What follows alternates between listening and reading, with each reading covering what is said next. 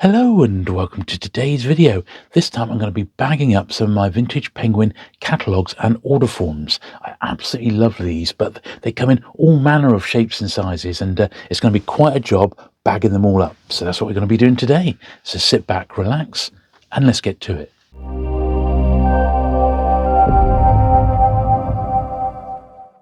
Okay then, so we'll start off with this one. So as I said at the start, these really do vary in size and shape.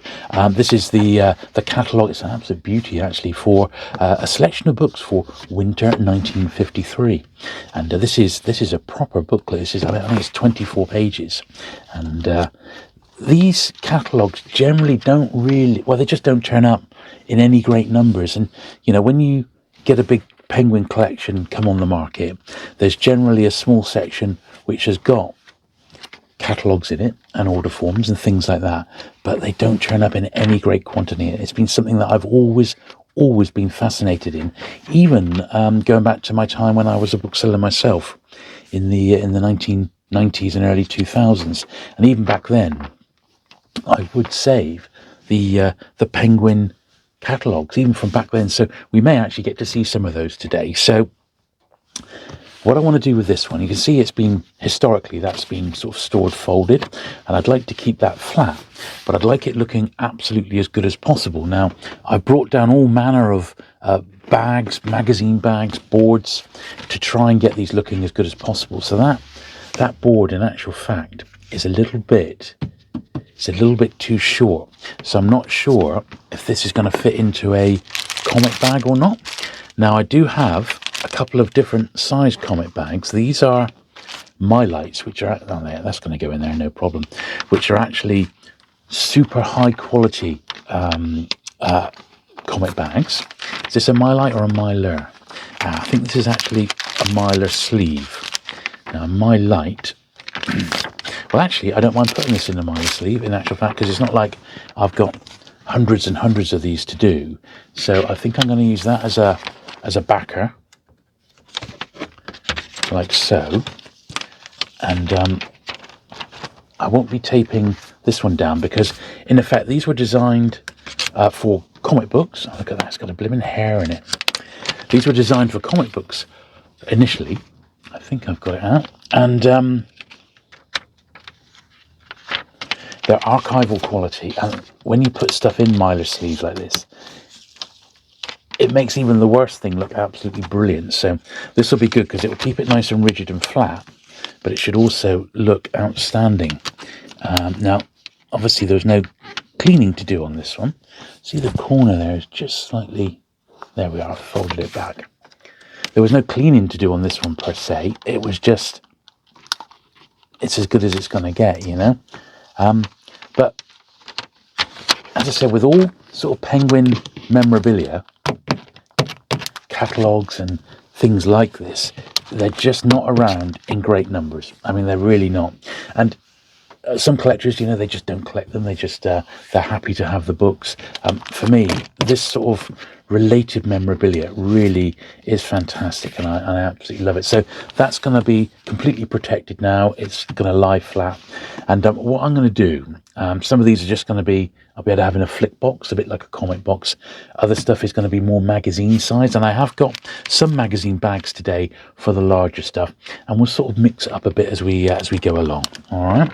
So next one, well, just the next one to come is a couple of very small little leaflets. Once again, I got these at the same time I got that catalogue, and this is just a little one announcing the new Buildings of England series, which is all right. Now, I don't mind the Buildings of England. I've got about a dozen of them. I haven't really tried to track them down, but it's one of those series, now that I've got a few, I think I actually really do like them. But it's, you know, we'll see. You know, maybe it's not one I've specialised in, because there's like hardback versions and then there's paperback versions, and I think these do sort of deserve having dust wrappers on as well. And this is for bound penguins. It's a little leaflet advertising penguin hardbacks, which they call bound penguins. And once again, I've got one or two odd ones in my collection, but not much. So we'll see what these look like. So I think for these, I could just use the ordinary paperback bags that we've been using. So, I mean, they are quite delicate. So I'm wondering whether I should put some backing on them or not. So obviously they'll fit in normal sort of paperback bags without any trouble at all, and they'll look quite smart like that. But do I want to put some sort of backing in them to make them a little bit more rigid? I don't know. See, I haven't got any boards that are cut to paperback bag size, so it would be a little bit fiddly. But some of the catalogues I've got are really quite small, so I think we're going to need to possibly give them a little bit of backing. But I think if I was to protect it like that and just tape it down, I think that's going to be better than nothing, and it's going to stop it getting any damage to it, you know. Just sort of squeeze the air out there. That still looks really nice, doesn't it? And you can look at the back of it as well. So I don't mind that at all. It's just, I think for flicking through, you know, would it be better sort of in a comic bag with a board behind it? Don't know. Well, let's do this one as well. This is more traditional paperback size, isn't it? This one for the Buildings of England. Lovely little series. Make sure that's not folded over there. Now, you may have noticed, possibly, I am using a different camera setup this time, and also a different microphone setup to what I usually use in the studio. So I'm hoping for better picture, for starters, and I have done one video with it when I was out and about at the recent DevCon, and I was really pleased with how the actual picture looked. It was better than what I've been using, so that was an improvement. However, to use that camera, it requires me to use a different microphone than what I've been using historically.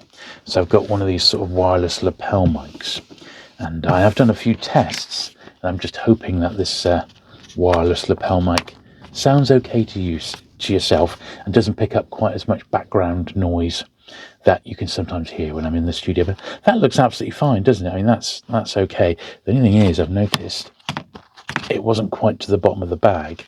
It's a little bit, it seems a little bit skew-if, or is it just me? No, I think that's just me. There we are. Okay. But anyway, there's the first couple of bits. Okay then, so this is the June one. Now that, this is June 1964. Now that is a little bit too big to go in a magazine bag, I think. Let us see. And in actual fact, I think it was always designed to be sort of in two like that, you know? I mean, that certainly seems to be the way historically it's been sat. So I think I'll just put that one in a My Light, that one. So that's one of these bags. This is the My Light 2s. And these were designed for comics initially. And I'll slide one of these out. So these are the same sort of mylar material, really, really nice archival quality. And you can put a board in as well if you want. Now this is quite thick, so I'm tempted not to put a board in. So let's just see how it looks, first of all. See, let's see how it just makes it look. I mean, really, really nice and outstanding, in fact. Now, obviously I'm going to need to fold it over to seal it in, but I think it would be quite nice, because it's quite a thick one, not to put a board in. It's not like it's really flappy or anything. And then I could at least look at the back of the catalogue as well. So it's fairly in. It's in as far as I could comfortably get it. And then I think I'm just going to fold the edge over like this. I think that's going to be, it's really springy. So that's quite interesting on this My Light, because usually, I guess they're not designed, usually it's just the little flap here on the top, which would go over a comic board. So it's a little bit springy, but that's partly the material as well, the My Light material, which is really, really great. It's fantastic. Now these bags aren't cheap, but I did get 100 at a fairly reasonable price. So I'm happy with that. It's got a little bit of breathing room.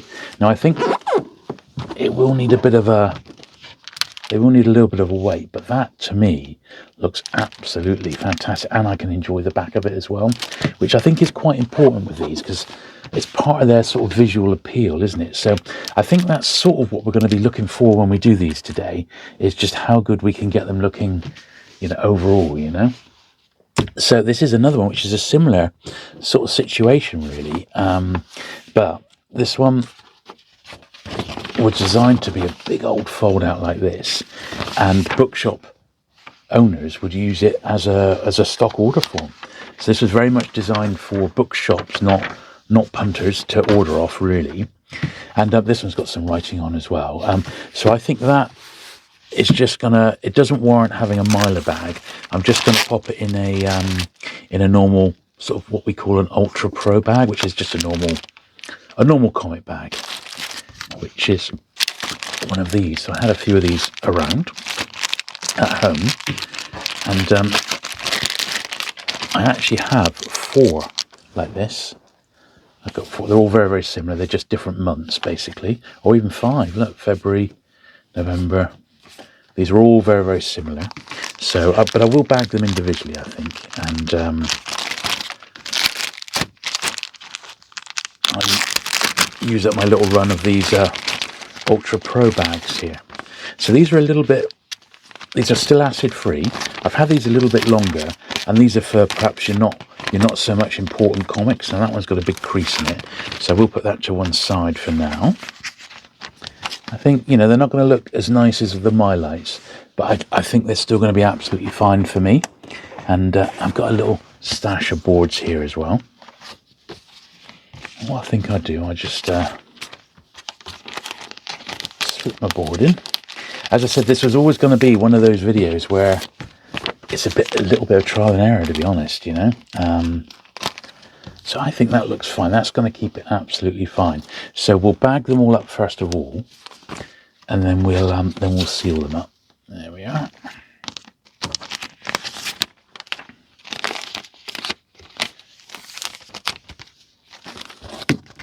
But I mean, I know a lot of penguin collectors. I don't know anyone who's really gone for it in terms of trying to get all the catalogues and order forms, perhaps as much as I have. I've never seen anyone with more in their collection. I'm sure there are out there.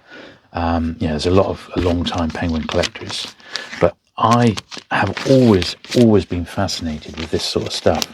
I know my friend Tim, who runs the Pan Collectors website, he's got an astonishing amount of Pan-related order forms and catalogues, and I'm very, very jealous of that, because I'd love to have some more Pan. I've got a little bit of Pan stuff, but very, very nothing compared to what Tim's got.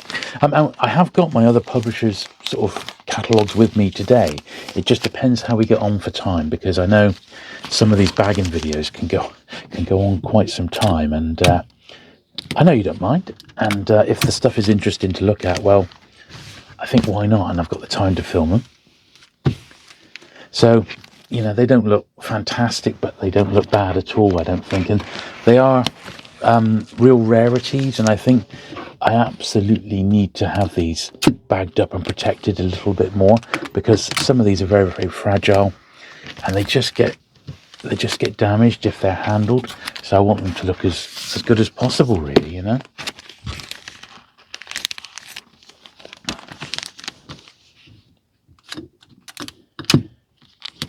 Yeah, I've got a few from some of the publishers. I got a few Pan ones, but not many. But I have got some from like Arrow books, which are quite nice. And I've got some vintage Corgi ones, which are pretty nice as well. An odd Panther. Yeah, but I did see some at the London Paperback Show last year. Not Penguin, but there was a couple of other ones, and I picked up a digit order form, which was just a single sheet. I don't think I've got it. It's massive. I haven't got anything big enough to bag it up in, although I believe it might fit in a tabloid size bag. So that's something to think about. Right, now this next one here, and in fact I've got a few of these. These are really quite long. So how does that compare? See, that would be too long for a traditional comic bag. I mean, that would use to stiffen it up, but to bag these, the only thing I've got that's big enough would be a magazine bag. Now I have got some mag bags with me, so let's get one of those out as an experiment. And they're so floppy, I think they're gonna need a stiffener and a cardboard stiffener, even though it's not big enough. See, I haven't got any magazine boards, but it's so thin, I'm tempted to slip it in a magazine bag like this, so at least the whole thing is bagged up. Like even there, it goes almost over the top. There isn't, that bag isn't big enough to cover it all. Even if I was to leave it like that and then fold the side over, I was thinking sort of to do something like that. That flap at the top isn't big enough. So the only way to put that one in flat like that would be to find a tabloid bag. Now you can get tabloid bags, and what I'm going to have to do, I knew this wasn't going to be a perfect process, so I've got a few in this size, look, and they'll all be the same situation. They're too big for the magazine bags that I've got. They're really nice, but they're so fragile. I'm gonna leave all the ones that are in that size and format, and I'm gonna get some tabloid bags and some tabloid boards, and I shall do those in a future video. All right, so nothing to worry about there with those. Next is, well, it's an odd issue of Transatlantic. Well, Transatlantic was the Penguin magazine. They did, how many did they do? It was over 50, I think. I've got the first 8 in a bound volume, but I mean, they hardly say Penguin anywhere. Yeah, you got Penguin Books down the bottom there. Oh yeah, there we are. Look, published by Penguin Books. This is number 30. I've got the first 8, and I've got this odd issue. So it's not something that I've ever had a lot of. But they are quite nice, you know, they really are. So, is that going to fit in a comic bag? I don't think so. I think it's just it's tight. It would be tight, too tight, I think, to get in there. So I think it is going to need to be a magazine bag, and similar to what we've got here. So we'll use the one that we're going to use then. We'll slide it in there like that. And we'll fold it over, and then we'll fold it over again, I think.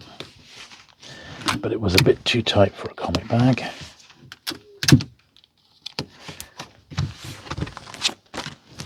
But yeah, you don't really come across those. They are available on eBay. They tend to go for between £7 and £10 an issue, which in all honesty is more than I want to pay for a magazine that I'm never ever going to read. It's, you know, nice that it's a bit of Penguin history, but it's not something that I really want to track down. I'll take it because of what it is, but you know, I would only ever sort of add these to my collection if they came my way sort of reasonably priced, you know, fairly cheaply, in all honesty. Right, now I've got a little run now. These are slightly sort of, this is the Penguin Book News. I've got quite a few of these to bag up. So let's have a look. Now I think, once again, it's going to be magazine size bags. And I've got some boards here as stiffeners, because these are really thin. There's not a lot to them. And the backs aren't particularly that great, so I don't mind covering up the backs of these, I don't think. There's never anything that interesting on the backs of these. Although some of them have got this Collier's book stamp there, which was a Penguin specialist bookshop in London, which was pretty cool, in Charing Cross. And look, we stock every Penguin imprint. How amazing is that, you know? So, but what we want is a little stack of magazine bags and boards. So I'm just going to clear the decks a little bit, and I'll be straight back. Right, so I've got a little wedge of boards here, and I think what we'll do, a bit like last time, we'll get everything bagged up, and then we'll go through and seal everything down with the sellotape.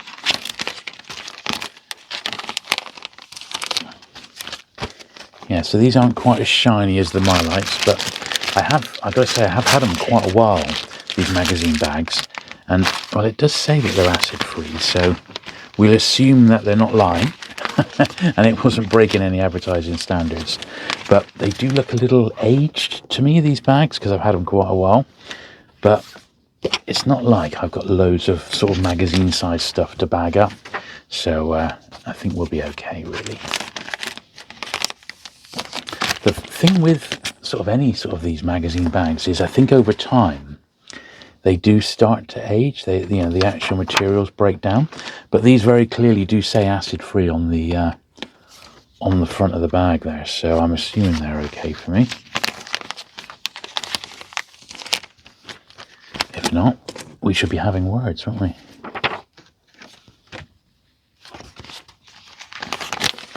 Now, certainly back in the day when I had my shop, I was much more obsessive about bagging up my bits from my collection, you know, comics especially. You had to sort of look after those, but I never really bagged up my books, and in some cases I should have. That I absolutely admit that I should have, because the books have got a little bit damaged, but not, you know, irreparably, but over decades some of them have ended up getting a little bit of damp in them because of where I've been living and how they've been stored. Some books have got a bit of sunning to the spines and that, but you know, the main thing is I've been able to just keep the collection together, which isn't always easy when you're, you know, in the course of a lifetime, when you're moving around and things like that.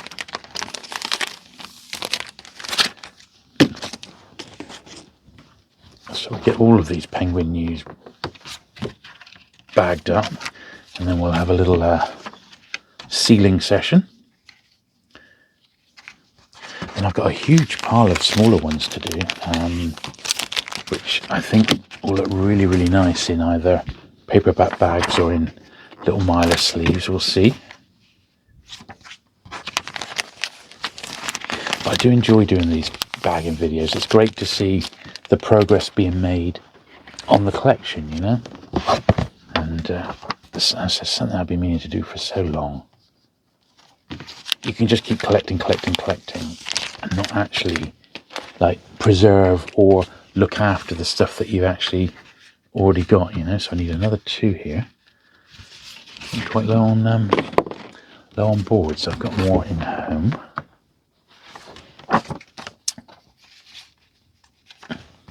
But I think you do need the stiffeners with these just to keep the actual magazines rigid.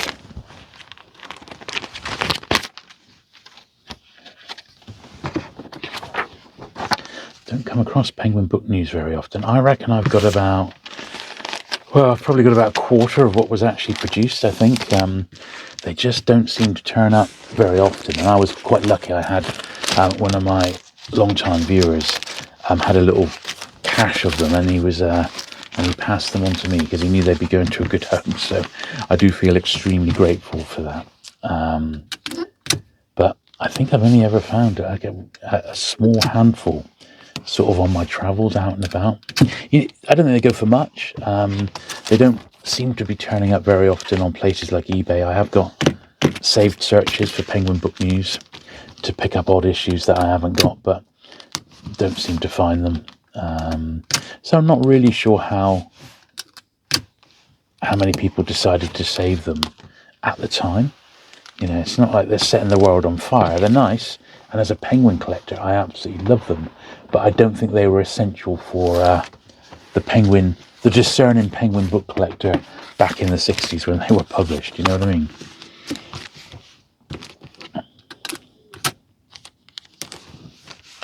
But yeah, I thought we'd do this as something a little bit different to the paperbacks that we've been doing. But I think, you know, judging by how long it's probably going to take to do that, I've got 2 box loads of this sort of stuff, believe it or not. And when you see the pile of the small stuff we got to get through in a minute, although you never know, it might be quite quick now that we're sort of in the swing of it a little bit. But there is an awful lot to get done. But, you know, they really do look nice once they've been done, you know. But yeah, I'm going to have to, next time I'm in front of the computer, I shall try and track down some tabloid size bags for my very biggest items. I'm not going to need many, so I hope I don't have to buy 100. I hope maybe I could get away with, say, 50 bags. And I think on the whole we can probably get away with using these comic boards rather than magazine boards, I think. Don't think it's going to matter too much, does it? the main thing is it's keeping them nice and flat and supported.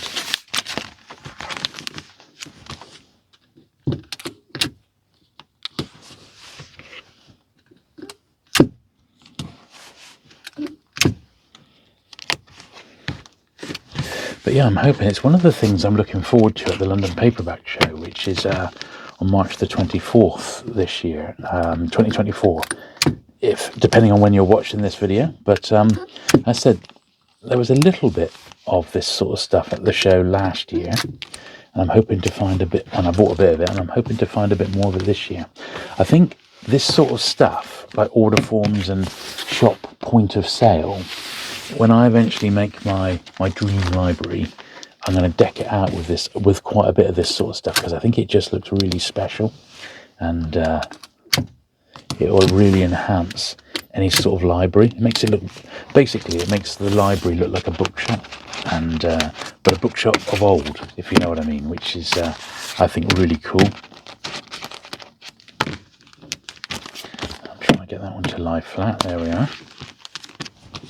So to give you an idea, this on the cover of this one is the Penguin edition to the New English Bible, and that was Penguin number 2000 in their main series. It was an anniversary, and they gave it to as the 2000th Penguin, and this is dating from April '64. So look at that, exactly 60 years ago. Amazing, eh? When you think about it.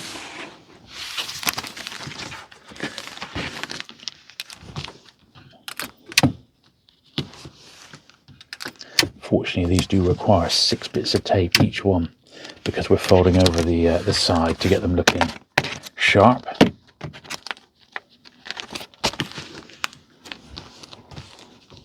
Which I think they really do, and they will certainly store better now. As I said, I've gone through and I've created a Google Sheet, and I've done it by year, so everything that came out that year I've basically got listed in date order, so I think it's going to make it easier finding old bits and pieces that I've not got, you know, because there's no way you could remember all of this stuff off the top of your head. I think it would just be too complicated to do, you know.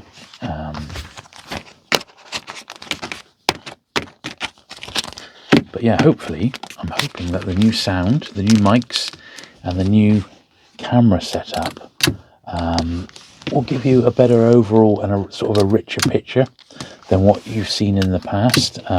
This is the first time though using it in the studio, so fingers crossed it comes out all right. Always a little bit anxious because I don't want to, you know, put out bad videos if I can help it, but there will be a bit of a learning curve with this new setup. But I'm trying it now because I'm ideally going to take the wireless microphones to the London Paperback Show with me, so I can interview the dealers who are there, which is one of the things I'm looking forward to.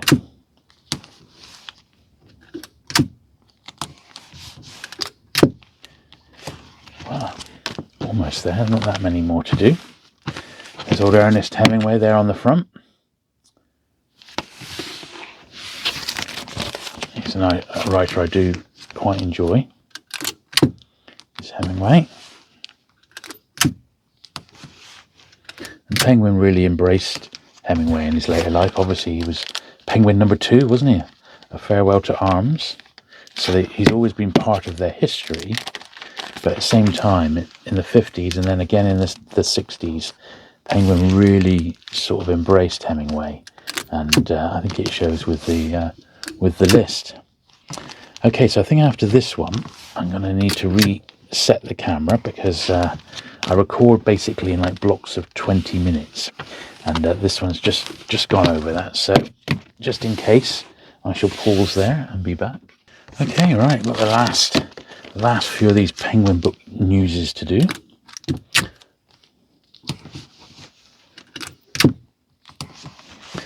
It'll be interesting to see how the new camera's working out. Hopefully it's going to be all right. With a bit of luck. With a bit of luck.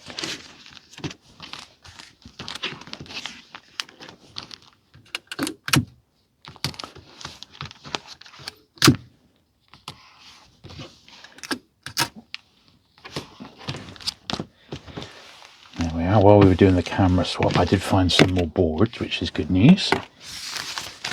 So I think we might be able to do the rest of the larger format ones that I've brought down with me. And then we got a big old pile of smaller sort of catalogues and stuff to do, which will be really nice as well.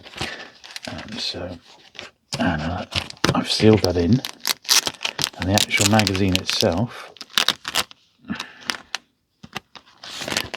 has got a turned over corner. Well, we can't have that, can we? Let's see. Getting past quality control, it's just not on really, is it? There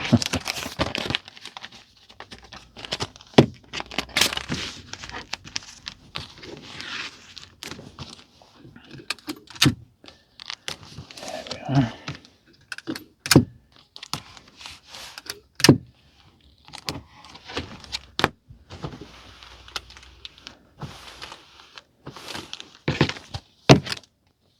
That's all right. Last one.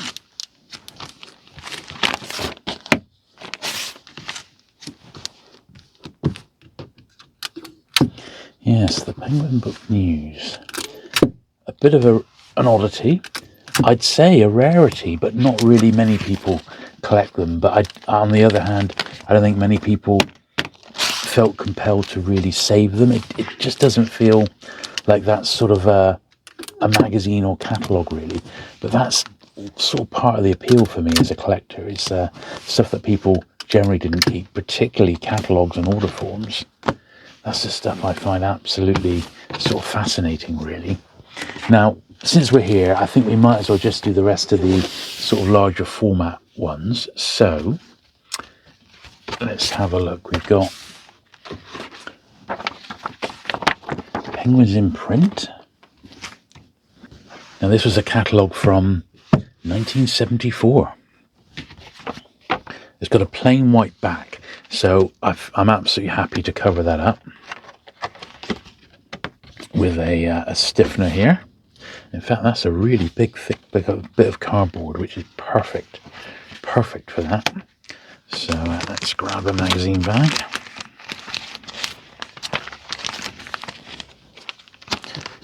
Hoping it fits in the mag bag. I'm sure it will. Oh, come here. Yeah, just when I had my comic shop, of course, this was something we did all the time. It was bagging up magazines all the time.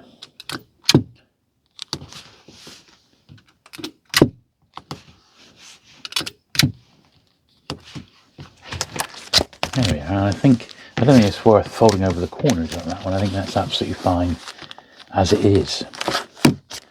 The New Gallery bookshop. That was in Eastbourne. Oh, there you go, Eastbourne. Okay, now we got just a handful more. Now this is really nice. I got this one fairly recently. The only thing is, I think it might be too tall for a mag bag. Yeah. If we were to put that in the bag, it's too big. So that's another one that's going to need a tabloid size bag for that one. So that's okay, because that's going to need to get some. And this is the later Penguin Book News. These are from the 1970s. Look, I've only got 4. And I'm hoping that we can get these into normal magazine bags with a bit of luck. Yeah, so they go in there. Now, is there enough of a flap? Yeah, that's perfect. So that we'll get these bagged up, and then I'll tape them up.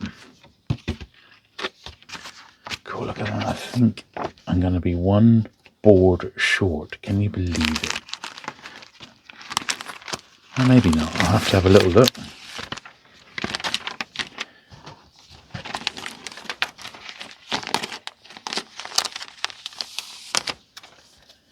That's lovely. And then my last board, usable board, is here. Not quite as thick as other ones. Okay, I need to find one more board, so there must be one here somewhere. Yeah, here we are. That'll do. It's really just as a stiffener more than anything else, just to keep the magazine flopping all over the place because of its size, you know. The smaller stuff doesn't really need stiffeners per se.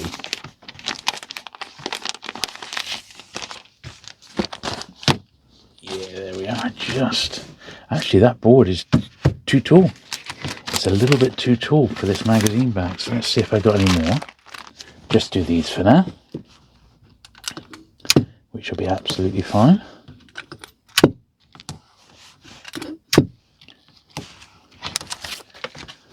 There we go. That looks really nice. I'm going to fold the edges in, I think, on these, the flaps. Keep them nice and tight.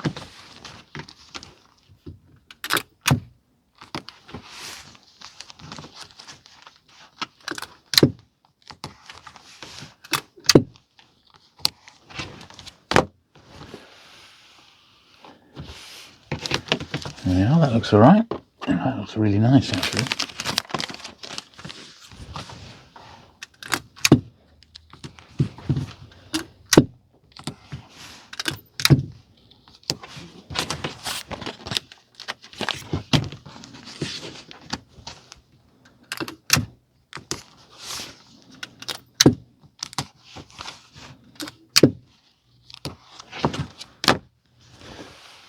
Not so familiar with these 70s titles. The Bull from the Sea. Well, I've heard of Mary Renault before, but not heard of, I don't know her work that well, you know.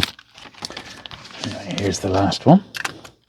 And that's all the large format stuff we've got today. Well, at least in this box. I bought my second box full of this, and that's actually, I think, mainly large format stuff. So it may well be that I'll survey what we've got left to do, and this may be just part one of Publishers Catalogues, and we'll do a part two of these, you know, in a month or so's time, when I've got all the correct bags for everything that's been left over, basically.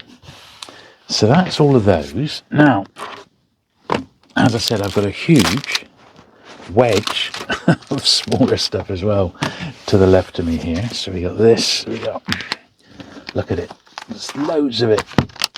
Postcards, some of it's already been done, and it may be that we can leave it or we can do something similar. Some of it may just need a little bit of rebag, stuff like this Penguin science fiction. We've got loads of groovy stuff to come, so we'll work our way through it. And I got all of that, I got another pile of that sort of size again.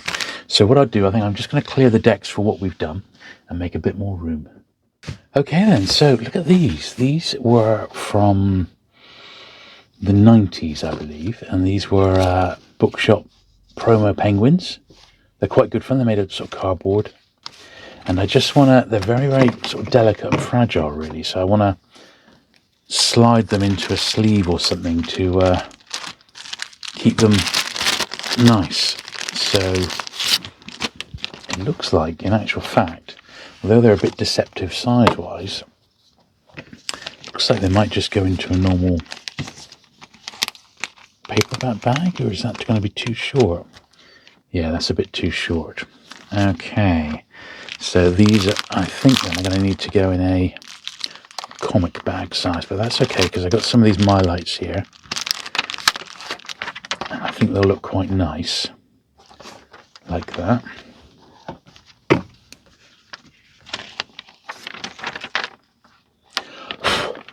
And this is the Mylar sleeves. I was thinking more Mylight, which is the bags. And that's the Mylight. There we are. And I'll pop them in here, and I'll fold the slip over as well.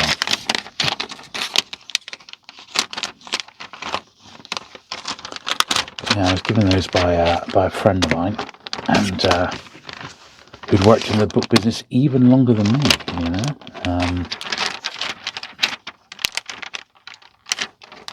I was sort of in books from 1991. I joined the book trade as a bookseller. I initially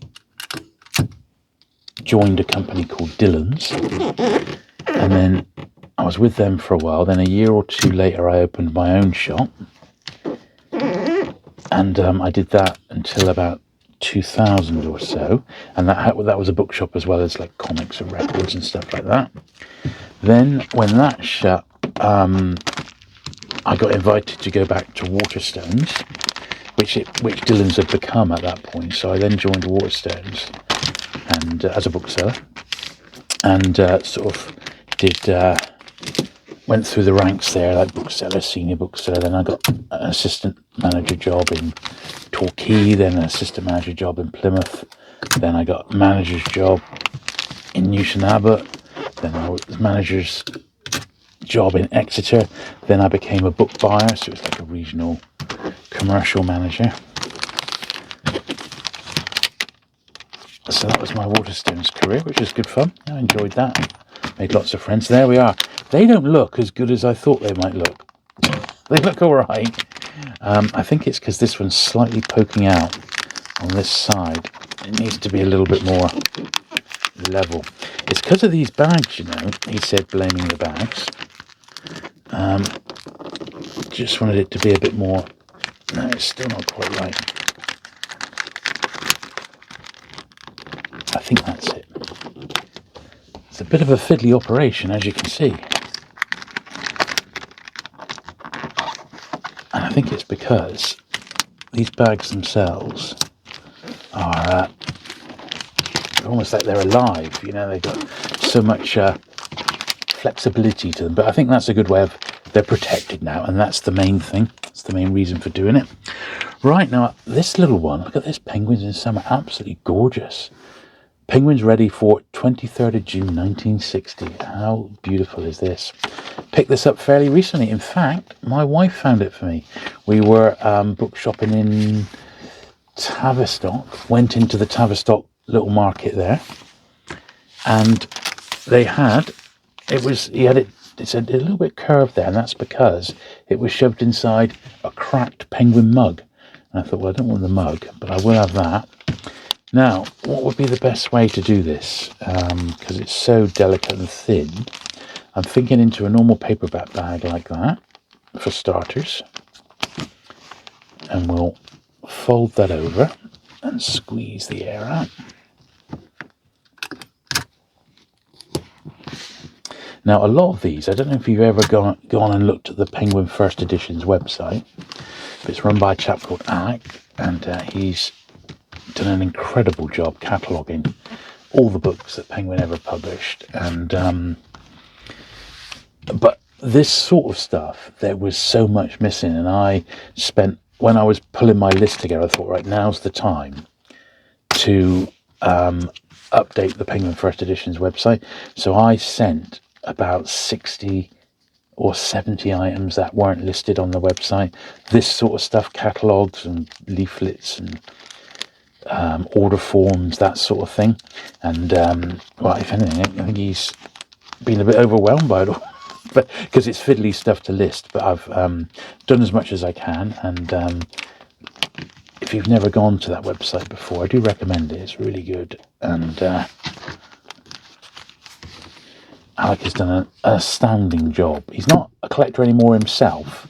I think he personally donated his own collection to a university, but he has kept records of it all. So if you've never been to penguinfirsteditions.com, I do recommend it. But look at that, that's pretty nice, isn't it? I think that's gorgeous, really. You know, it's going to be protected now. It's not going to be that little sheep. And this is a nice one. So this is a Penguin catalogue from 1951. It's an American one, from Baltimore. In fact, Hutzler's in Baltimore. The Paper Book Bridge, 5th floor. Penguin books. Oh, can you imagine all those beautiful Penguin books dedicated in a shop from 1951. I mean, the mind boggles a little bit, doesn't it? Just how much good stuff would have been in there. Absolutely fantastic. So once again, I'm just going to use a normal sort of paperback bag to protect this one.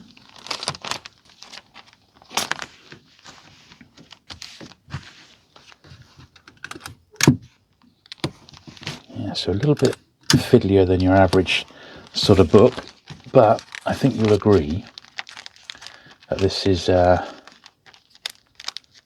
the way to go with this sort of stuff. I mean, this is pretty rare. There can't be many of these that have been saved, and then, I mean, there really can't be. I mean, yeah, there may be a few, maybe a handful in the hands of collectors, but I doubt there's many. I can't imagine many of these have been saved, you know.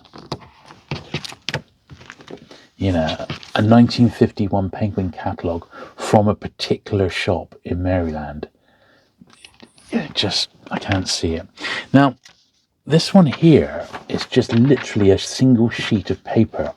So I'm not going to bag this up yet. I'm going to put these sort of single sheets to one side, and I'm going to see if I can come up with a way to cut down a Mylar bag, back it with some cardboard and slide it in there. So that I'm just going to put to one side for now. Same with this. This is just like a Penguin Books order form there. Interesting. It's got, look, the incredible Professor Brainstorm has been crossed out. So any real like tiny little single leaflets like this is another one. This is for the Penguin Isocon Donkey. I'll pop that over there. And this is, all right, this is the Penguin Diary for 50 Penguin Years in 1985. It's quite nice. It's got a little potted history of Penguin at the start, which I really like. And then the whole year ended with an auction of Penguin memorabilia in aid of the book charities at Phillips. And I have got the catalogue for that auction in my collection, which is in this very room. So it probably won't be in this one because it's magazine size and we haven't got any more mag boards or bags that fit it, but it will be in the next video. So that's all right. Look at that, the original diary. I think I got given that by my Penguin rep, called a chap called Douglas, who worked for Penguin since the early 80s. I think he joined them, and really nice chap, still around, Douglas. Saw him a year or so ago, and I'm pretty sure he gave me this diary. It was his one from the time. It's unused. It's really nice. I'd love the Puffin Diary from the 1960s. Sadly, I never was in the Puffin Club as a kid, and I don't have any nostalgic connections to the Puffin Club stuff that you see other collectors collect, you know, the magazine and the Puffin Club badges and things like that. Obviously, if I ever came across it, I would definitely pick it up, but that's nice, isn't it? It looks really nice, that. Okay, now this, I think, is all single sheet stuff, which might be better in a little album. So these postcards were done for Penguin's 60th anniversary, which are those ones there. These were for Graham Greene being added to Penguin Modern Classics in 1991. There's a few different editions there. This was for yeah, that's Peter Ackroyd's Hawksmoor. So this is Peter Ackroyd in Penguin. That's Penguin Collector's one. I've actually got it in a big poster that's been framed up. Brilliant poster. And that was that surfaced from a book dealer called Brian Kesterton. It was a cardboard, very early 1940s window display, and it was, you know, you'd flip it to Penguin Books open and shut sort of thing. So it was a window card. And he sold it for like 20 quid. I mean, ridiculous, really. Anyway, it ended up going in the museum. But all of those bits are little cards.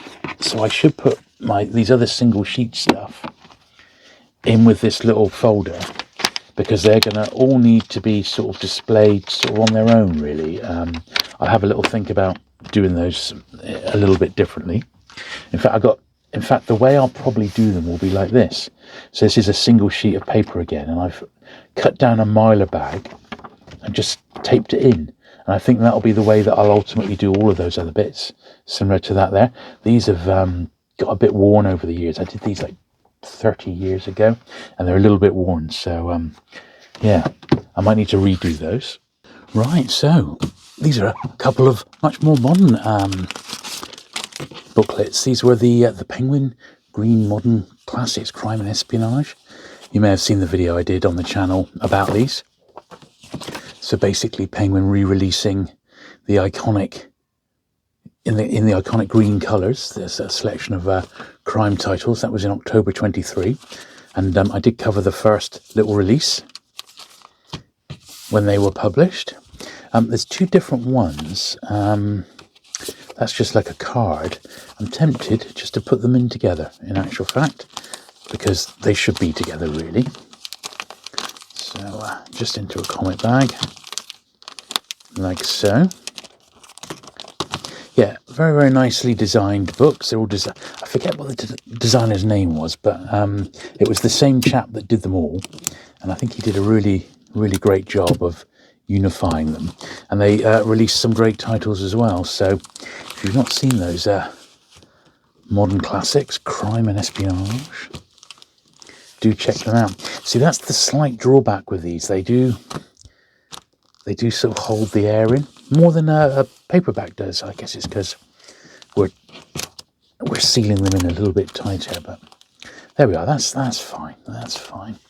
That's another one of those little leaflets there, Penguin Donkey 2, just a single sheeter. So pop that over there. Now this is one that I've used historically. So the thing is, if you have a look, you can see, I don't know if you can see, but I've had this for like 20 to 30 years. And when I first got them, I put them in these miler sleeves that were cut down. Same with the miler sleeves were cut down. And I used to pin them up. I would have them blue tacked up on display. And because of that, these sleeves have got a bit hammered. So I'm taking them out of there now. I wouldn't be so fussed to having that on display like I used to. So I'll be quite happy though, because as I said, they've all been catalogued now. I'll just pop this into a normal paperback bag because it is paperback sized. This is another one of those ones which looks at Penguin's history. Beautiful. And I suppose you could say that Penguin have been absolute experts historically of really making the most of their, their rich history, really. You can't say that about all publishers, but I do feel personally that Penguin have gone a little bit off the boil with some of their more modern sort of celebrations of their list, as it were. Now this one here is a similar thing. So these old ones have to come out because they've been in here so long. The sleeves are quite worn, you see. So this one here was an appreciation of D.H. Lawrence. So Penguin published 10 Lawrences all in one hit. And if you bought all 10, they gave you that for free in the bookshop, which is quite nice, isn't it? So that went with them. Yeah, in fact, I think it just said that on the inside cover. This appreciation is issued free to purchasers of the complete set of D.H. Lawrence. Additional copies are £6 each. So they released 10 in one foul swoop. And it's funny to think that an author such as D.H. Lawrence, obviously, his most famous one would be Lady Chatterley, and I suppose you could say Women in Love was his other big sort of hit. But that he would have made such a stir back in 1960, absolutely incredible, really.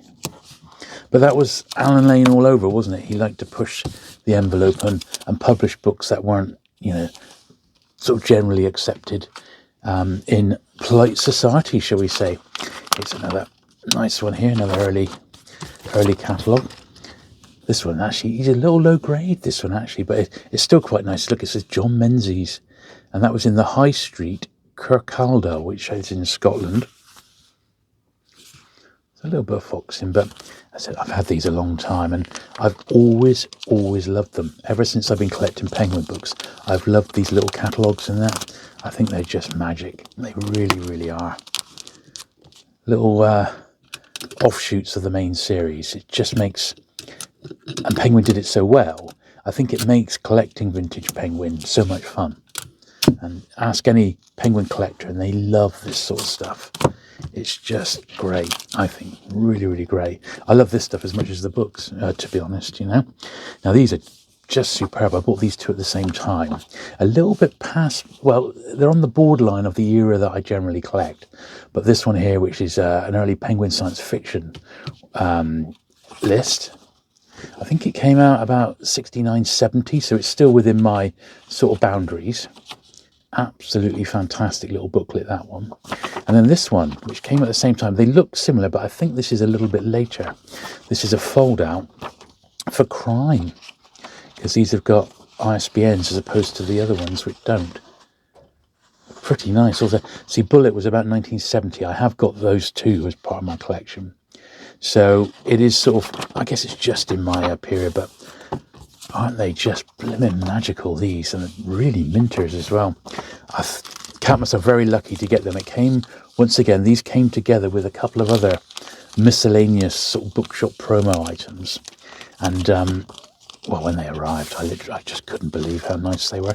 First time I've ever seen them, never ever seen them for sale, except when I got them myself. So, yeah, very, very nice indeed. I like anything Penguin science fiction related, and these are no exception.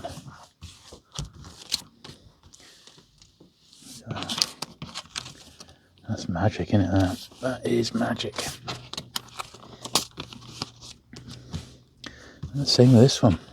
Oh, look at that, it's not actually in the bag. Not all of it, anyway. Let's try that again.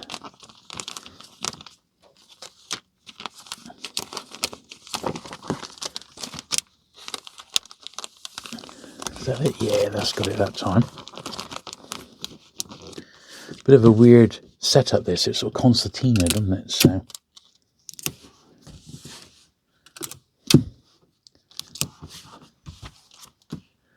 there we are. We have news for you. Brilliant. Okay, what is this then? This is a folded up catalogue. Right, so that one there is definitely, make a bit of room, that's definitely going to look better like laid out flat like that in maybe a magazine or tabloid bag. So I'm going to stick that to one side as one that I'm going to do on the second video. Here's another small little catalogue, Penguin music books. It's again really old miler there. And I just pop this into a bag now. Never been a massive fan of music books per se. I've got some of the Penguin scores, and I've got obviously the ones that were published as Pelicans, which focused on music, you know. The Penguin scores are quite nice and a fairly easy set to get. In fact, when I got mine, they came from a couple who were clearing out their sort of old books and that, and they had 3 sets of them. I couldn't believe it. I said, well, I only want one, sadly. And I think there's about 20 odd in the series. They look really nice all together, but because it's actual music, you know, in effect sheet music, I don't really know. I can't read music per se like that. So now this one actually is a bit flappy, and I'm quite tempted. I think I'm going to fold it over because it's a bit too wide there. All right, so I'm going to fold this little flap over. Now,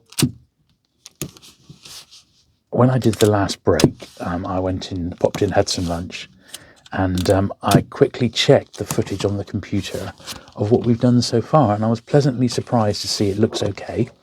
So do feedback if you think it's as good as what came before. I think it looks better. So yeah, hopefully you will agree. It's another Penguin's Progress. Sometimes these have little things inside, sample pages and things like that. This one hasn't.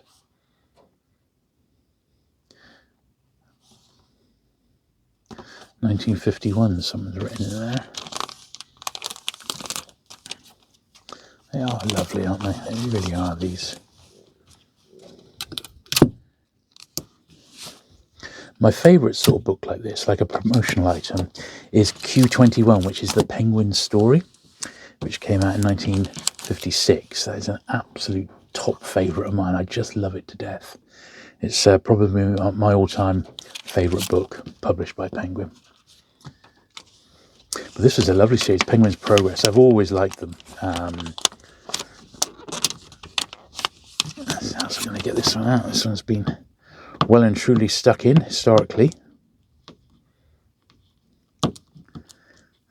Is it going to just peel off? There we are. Should be able to slide it out, huh? There we go. Penguins Progress 13.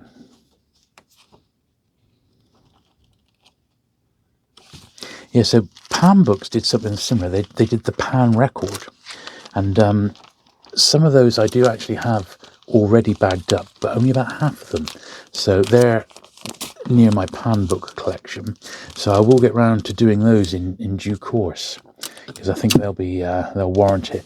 But the ones I've done look really nice. I've done like the first sort of 10 or so in my collection, but I've got about that many again, and it's called the Pan record. It's a bit bigger than the Penguin Progress, and but equally as lovely. Right, another one here. This one is actually already in a bag, but you look, it's a really old bag. It's like an old sort of comic bag. It's not ideal. Doesn't look good, and has sort of aged over the years. So this is another reason why I'm really happy to be doing these and giving them the swap, because they just look really lovely.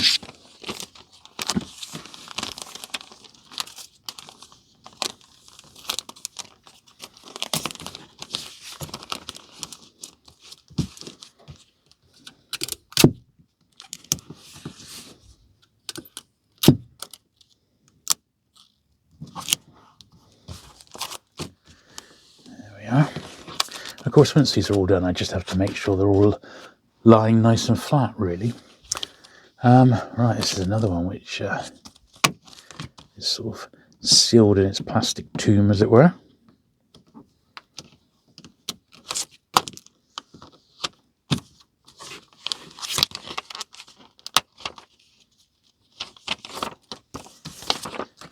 There we are. Number 11. Lovely, lovely.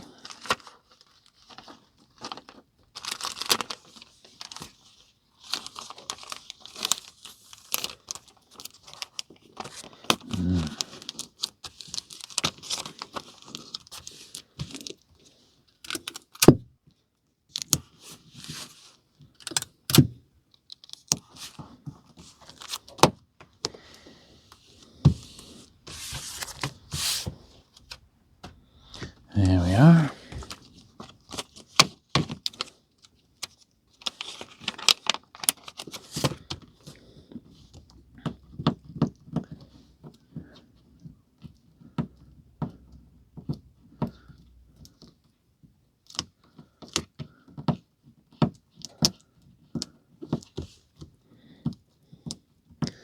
This old tape's taking a bit of getting off.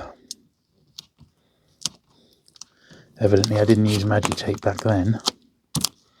This would have been back in the 90s, I reckon, when I started collecting penguins in earnest. It was about 1992, 93. I really got into collecting penguins. I joined the society in 95, I believe, which is around the time of their 60th anniversary.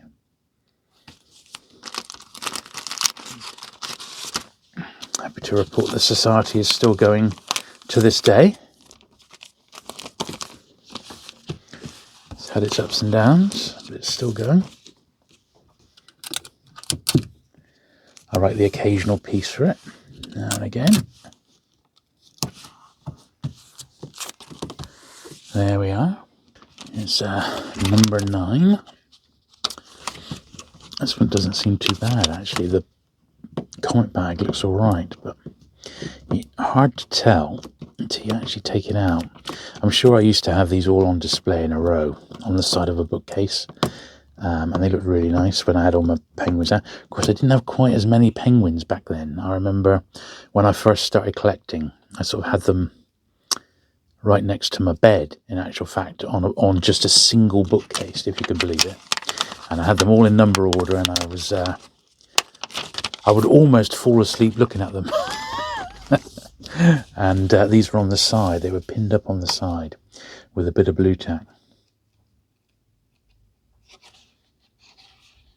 This one's got a bit of a slightly different feel to it. It doesn't feel like glossy. It's like a textured feel to it, which is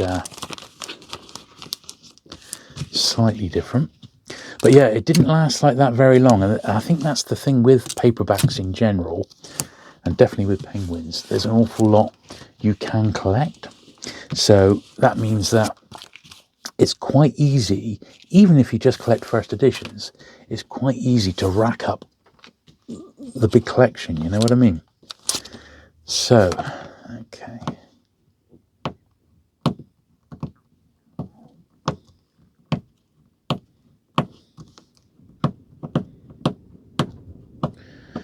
Right. Be interesting. It's quite a windy day. It's not raining today, but it's quite windy. And it'll be quite interesting to see if you can hear, apart from what I'm doing here now, if you can hear the winds sort of blowing in the background. Because as I said, my studio is in the garden. It's basically, I say studio, but it's a glorified shed. I mean, I'm not proud to admit it, but it does the trick. It's purpose built as my YouTube studio. But sometimes we are susceptible to the elements. So if it's a particularly blowy and windy day, you can hear the wind, and I can hear the wind, and I can sometimes hear pigeons tipping on the top of the shed as well, which is a slightly weird thing to hear. It's like Pigeon Street sometimes in my garden. But we do have, and in fact, it's always been like this ever since I've been in this property, this house, 18 years. And ever since I've moved in, at certain times of the year, we always have homing pigeons come and visit. You know, they've been coming here literally ever since I've been here. And they always stop in the garden. They go to one particular tree, it seems, and have a yapper, have a chat with each other, and then fly off, clear the garden of worms, I reckon. But we always, encourage wildlife into the garden, birds and that, for example. I haven't gone so far as getting a beehive, although we have had bees in the garden before that have nested in various spots. But although I understand we need to save the bees, I don't really envisage me ever having a hive in the garden. Although I have a friend who does, and he produces his own honey, and it's really nice. But they take a lot of work to maintain if you're a beekeeper. There we are.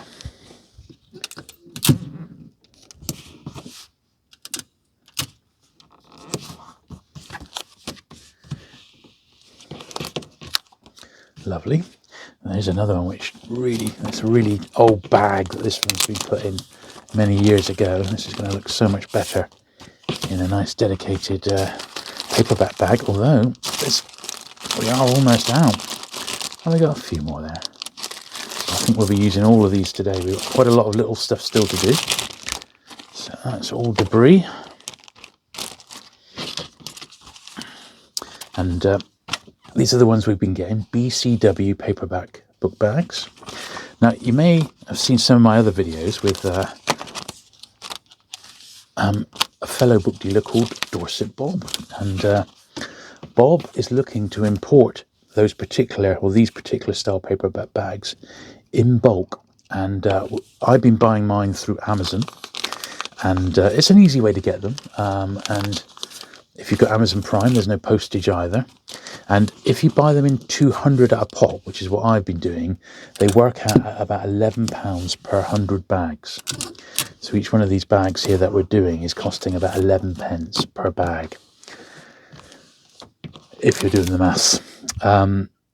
Now, what Bob would like to do, he has approached the company that make them, BCW, over in America, to see if they'll do a massive bulk order so that he can sell them to British collectors and even people in Europe. It would probably be cheaper than Amazon. Basically, we want to undercut whoever's selling them on Amazon, so because they're coming direct from the States. So here we are. If that becomes a thing and Bob can offer them at like maybe, I don't know, £9 a hundred instead of £11 a hundred from Amazon, then that may be worth it if you're buying in bulk, and I'm sure you'll do bulk deals. I think he's planning to bring over like 50,000 bags on an initial order. So there's going to be a lot available. I said I'm definitely going to have like 1,000 of him to begin with, because I've got so many books that are going to need the treatment. So I'm going to buy a big bulk off him as well.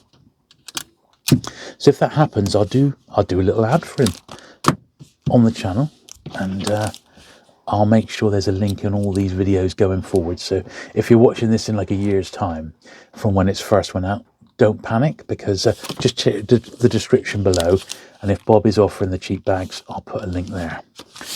Right, now this is quite nice, because this one, it's got a bit of fading there, which is a bit of a shame.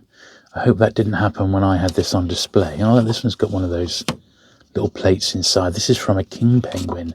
I think it's from A Christmas Carol. So it's got a couple of inserts there. But what's really nice is it's got the original envelope. Look at that. The original envelope for this Penguin's Progress from 1946. That's pretty nice, isn't it? So what I'd like to do is maybe get them in a bag like that if it fits. So, of course, I've got the digest bags, so I could always go for a thicker one if this is going to be a bit tight, but we don't know. Yeah. Is it going to go in? Is it going to go in?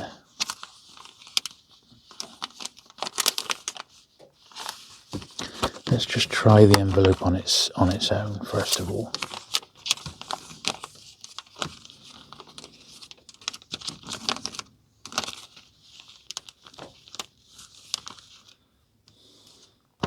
Yes, it will fit, but I need to get it in the right way around. And try not to crease it. Now, I want to make sure it lies flat. If it's going to be a bit skew, yeah, look, it's a little bit too wide.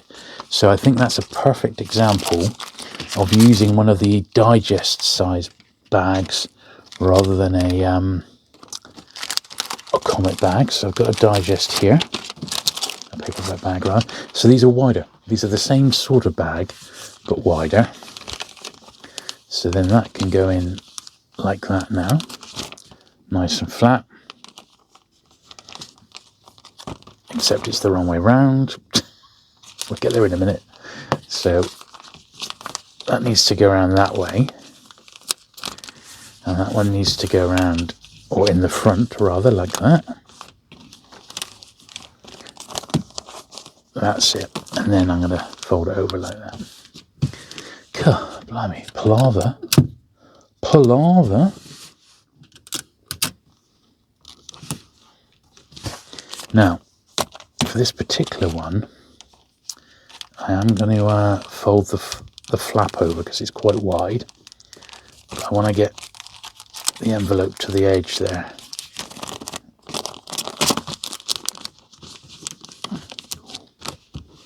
There we are.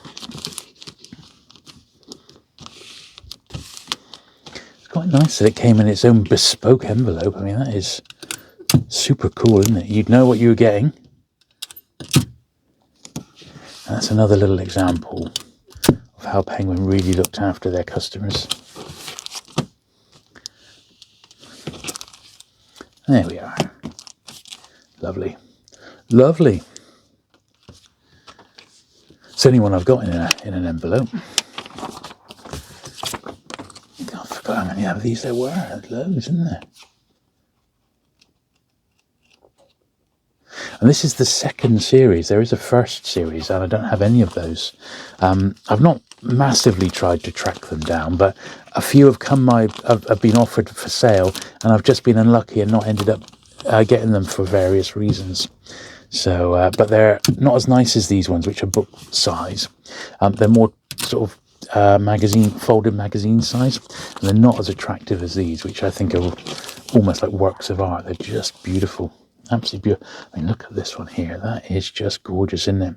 The hints of Art Deco there, although it's 1940s rather than 1930s. But still, absolutely beautiful design on that.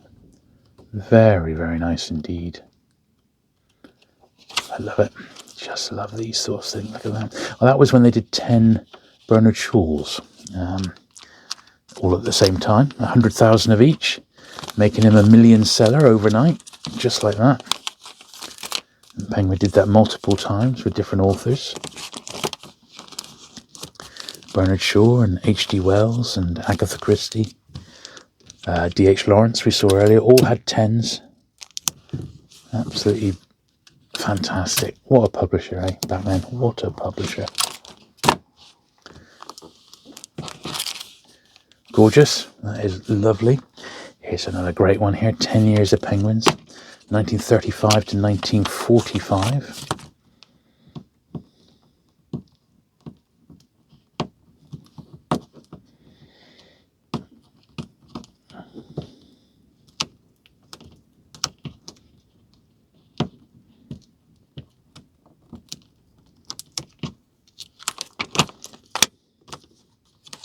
There we are. Another lovely little leaflet, this booklet rather. So Penguin were 10 years old when this was printed, and it just relays their first bit of history. It's great, isn't it? Only Penguin could be doing this and really like revel in their history. They really did do it so well back in the day. As I said, I think it's a bit of a lost art. They're trying. I do believe they're trying, but I think they probably need somebody, and I don't know what department it would come under, not marketing per se, but maybe brand aesthetics. Someone who could really like mine some of this great stuff, because I just can't help feeling that a lot of these publishers are just missing a trick, you know what I mean? Now here's something a little bit more mundane, shall we say. It's the author title author for 1969. Right towards the end of my sort of collecting period. I like to collect pre-ISBN. That's my dream sort of period. I've got some stuff afterwards, which, you know, authors that I like and things like that, of course, but ideally it's for all my vintage publishers that I collect, it's pre-ISBN. So ISBNs are about 70, 71. So it's books published before that are of interest to me. But there we are, that's fine. So let's pull all these together. Not much air in those, which is good. That's better than the magazines that we had. Right, now I am actually out of paperback bags, so I'm going to need to get some more. Let's just pause there. Right, I've gone and got myself another 100 bags. My last 100. Okay, so this is, I got a few in this little format. New Penguins, Pelicans and Puffins for March 62. So I think these were definitely designed to be given out like that, and then you would open them out. And this one, it's got Bookhouse Limited, 7 Whitehall, London. Okay. Slide that in there. I think that's going to be absolutely fine. I've got a couple like this. Let's just see if I want to fold over the edges or not, really.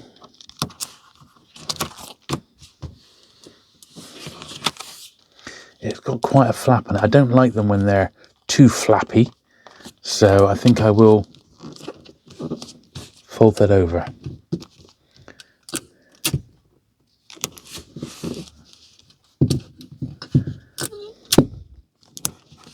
I love magic tape. I love bagging up with this. I just wish the dispenser was a little bit bigger. I've got one that I used to have in my shop, which is a much bigger one than that. But you can't get the magic tape rolls for it, unfortunately. That's lovely, isn't it? God, they were really good, weren't they, Penguin? With this sort of stuff. I've got 2 more in that size. It's April 62 and June 62.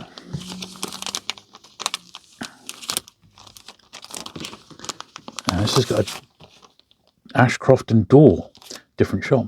83 Charing Cross Road, Ashcroft and Daw. Does that mean they stocked Daw books? Obviously not.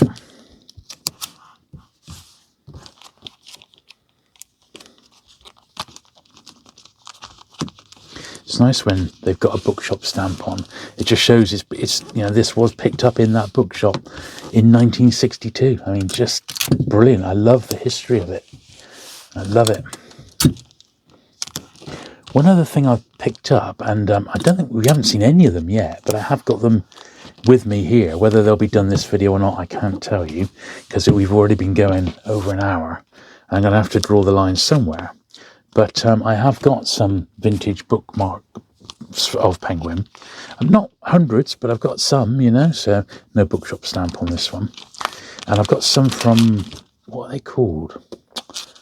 It was a book chain that had Penguin, dedicated Penguin shops, Heifer's. Yeah, Heifer's Penguin bookshops, and there's a couple of them, and I've got a couple of different sort of bookmarks, and I think those particular shops are, once again, they were Penguin specialists, and they stocked the entire, like, Penguin list, which must have just been amazing to see every Penguin in print in one shop. Particularly, imagine that in 1962. I mean, oh, just amazing. You know, all those books in nice quantities. There we are. So that's those ones. Lovely stuff. Now here's also from 1962, the classified list. It's more like a traditional paperback, isn't it? Proper spine on that one as well. The spine's a bit faded. I said I made a list of all the promotional catalogue and order forms that I've got. And it's like 4 pages. I mean, I couldn't believe it. But I broke it down chronologically right back to the earliest days. And it's so much easier to refer back to. So if any bit of, the catalogue or order form comes my way, as long as I can date it, and most of it is dated, then I've got nothing to worry about. I can check and see if I've got it or not. Now, I've got another load of these. Look, these are from 1961. That is because we are going backwards in time. This is from when I was, when I've recently been sorting my collection out. So,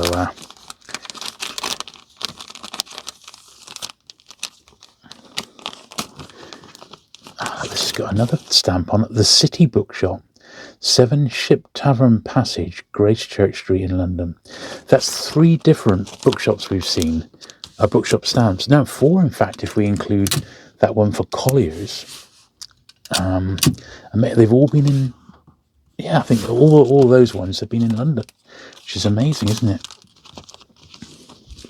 I mean, I remember going into Charing Cross Road in the 80s. It was the first time I consciously remember going down there looking for books, and there was like every other shop was a bookshop. It was just incredible. Nowadays, there's hardly any left. Hardly any at all. It's such a shame, you know, but that is just how it's gone, you know.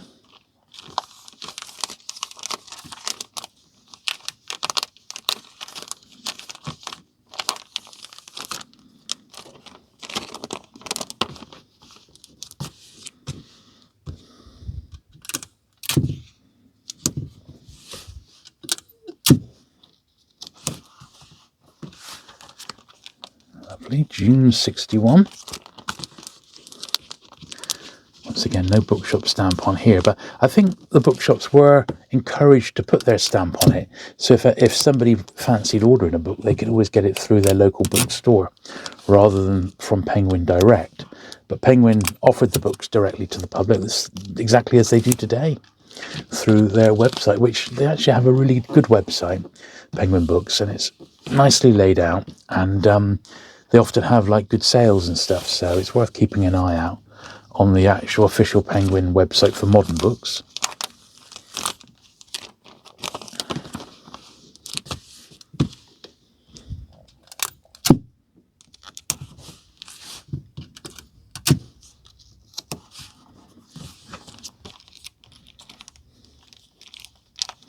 It's another one without a stamp on.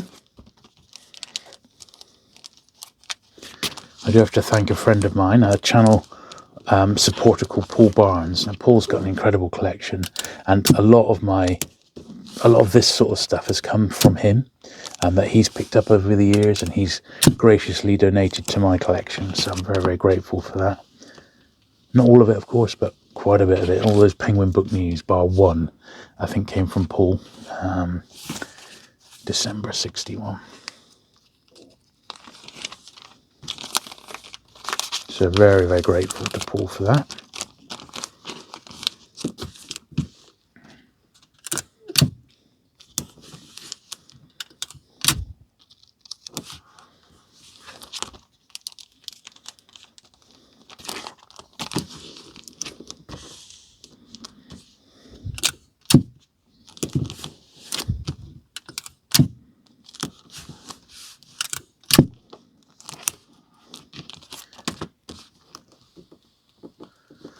Lovely. Right, we're into 1960 now, the classified list for 1960.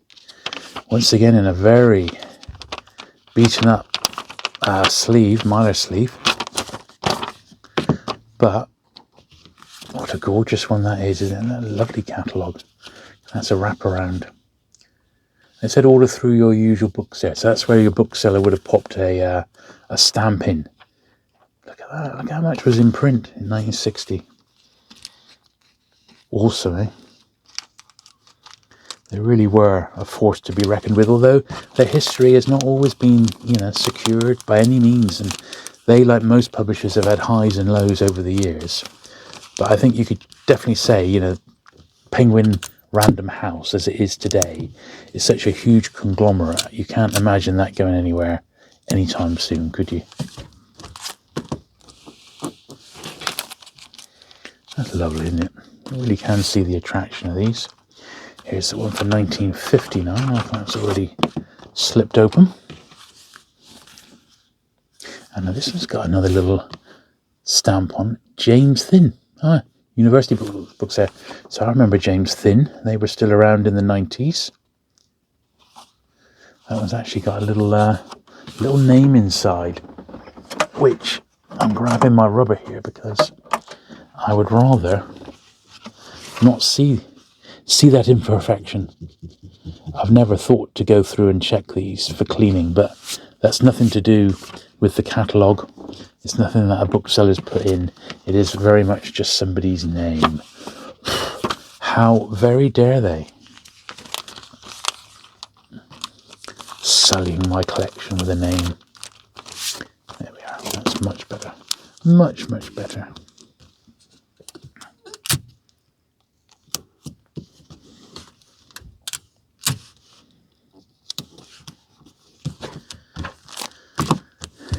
There we go. Lovely, lovely. 1956. These are coming thick and fast, aren't they?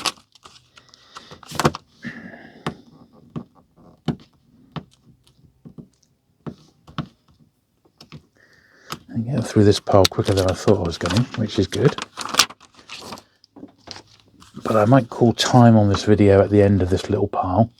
I think because we've done enough today, and we've done about half of it, believe it or not. So we got some bigger stuff to do next time, as well as some more small stuff. So I shall save that for the next video. Well, not the next bagging video, but maybe the one after that. We'll see how we get on. We shall see how we get on. As I said, we haven't done any of the other publishers' stuff yet, have we? And I said I'm going to need to get some tabloid bags before our next video. And I may need to get some tabloid boards as well, because they're so large and floppy. There we are. Look at that, 1956. Look at this. Penguins in depth there. Oh, it's lovely, isn't it? This is up for 1955, and I think this is probably my favourite of all the early catalogues, with the penguin van there and the books spilling out.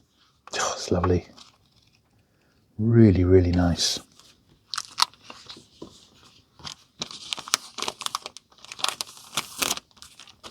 But I think we've had a real good stab at it. We've still got plenty to do.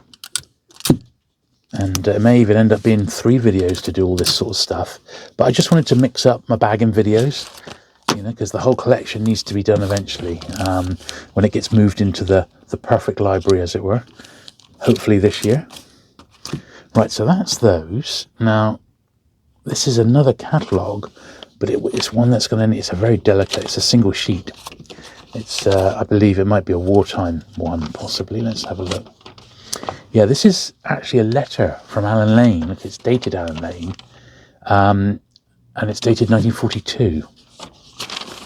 And I believe it's just this letter is just on the back of a catalogue page, so it's extremely rare. I have photographed that one, so I'm just going to pop that over there for now. Penguins classified and described from spring 1952. Look at this. What's this inside? Okay, so what's this? So it's a little Penguins Progress, yep. Dear reader, hitherto in Penguins Progress we've talked diversely about ourselves. I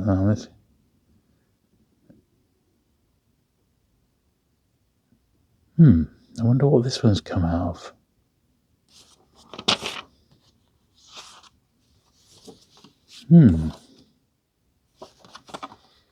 Well, I'm assuming this all comes together. So, but that does relate to Penguins Progress, so I'm not 100% sure, but it was all together with my collection, so I'm assuming that those bits and pieces there need to be kept with this, so I'm going to keep them all together for now. Now, this one's also got a pencil mark on the back, but it's a period one. It's the 18th of the 4th, 52. I'm going to leave that on there because that's actually, I mean, it does say 1952 catalogue, but that does sort of seem appropriate for that particular one. Lovely. There's another catalogue for 1952. This is autumn 52, and that was spring 52. All right, okay. Oh, no, this one's got autumn leaves. Well, once again, I'll assume that because it's autumn and autumn, and they're both 1952, that this came as part of it. You know? Just slide that inside. It's difficult to tell, isn't it? Being this is the only one I've ever had, I honestly, I don't know for sure. It just sort of stick out by putting it inside this. So I'm going to put it like that, I think. I'm going to put the two things sort of back to back because they're not quite the same size exactly.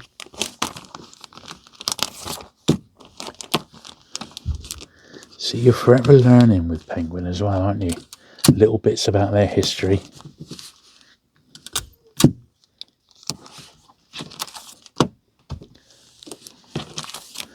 There we are, that's groovy. Right, now this is lovely. This is an Alan Lane Christmas card. So I've only got a couple more bits to do on this video, but this is something quite special.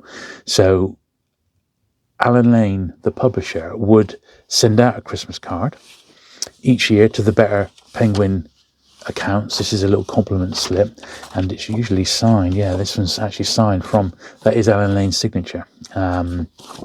So I think that will look quite nice like that, with the card and the compliment slip like that. And I think that warrants going in a Mylar bag, which I've got one right here. Because this is something a little bit more special. It needs the full treatment. I've got some Alan Lane Christmas books. I don't think I've ever shown them on the channel. I think I've got 4 of them, but there's loads more than that. They tend to be like deluxe limited editions, often hardbacks, usually numbered copies, but I've got a few. See, that's fine. It just seems a little bit loose. I think I'm going to need to seal it in like that.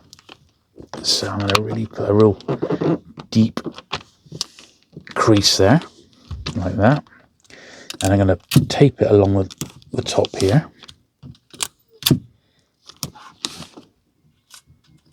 Because I want it to remain a little bit rigid. That's going to give it a little bit more rigidity. Over time, that will just flatten itself out. Because it's in a proper Mylar bag. That's a really nice way to protect that one. Because it's such a key item. Absolutely key item, that one. It's lovely. Okay, and then, well, we just got 2 more to do. So, Penguin Pelican Classics ready. I've definitely got more of these, but they must be in another box. But they're lovely, they're really nice. Now, I'm wondering what's the best way to do these. See, a paperback bag is too short, so it's going to have to be in a comic bag. So we'll do that in just a minute. because I've got this one to do first, which may go into a digest size bag. So complete list of penguins, pelicans and puffins. Now when does this is, I think 1940s. It's quite a scarce one, this 1946. A bit fragile, my copy. I think that will go in a digest bag, so let's pull one of them out. Yeah, that looks like it's going to be perfect.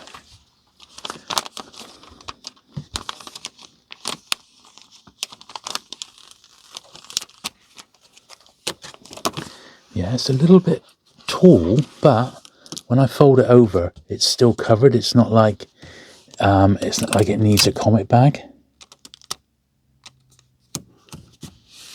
So we've just got away with that. I'm not going to fold it over because the spine's a bit loose or a bit damaged, but that's fine. That really, really needed a bag, that one, didn't it? Because that was quite a delicate little item. And then the last bit is this one, which I'm going to put into a comic bag. So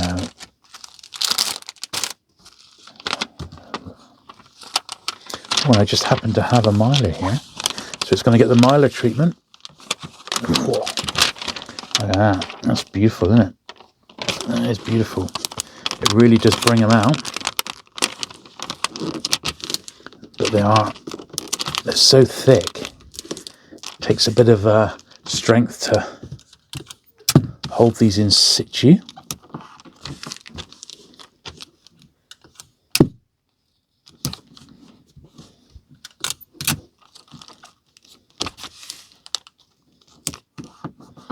Like that. Now obviously I'm going to want to slide that one down and fold it over the top.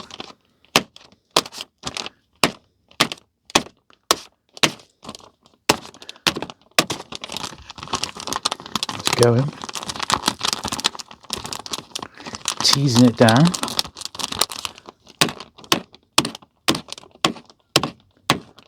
There we are. That's it. So now I'm going to do it just a touch. I'm not going to fold it in half. It's going to be just under. So it's got a little bit of room to move around.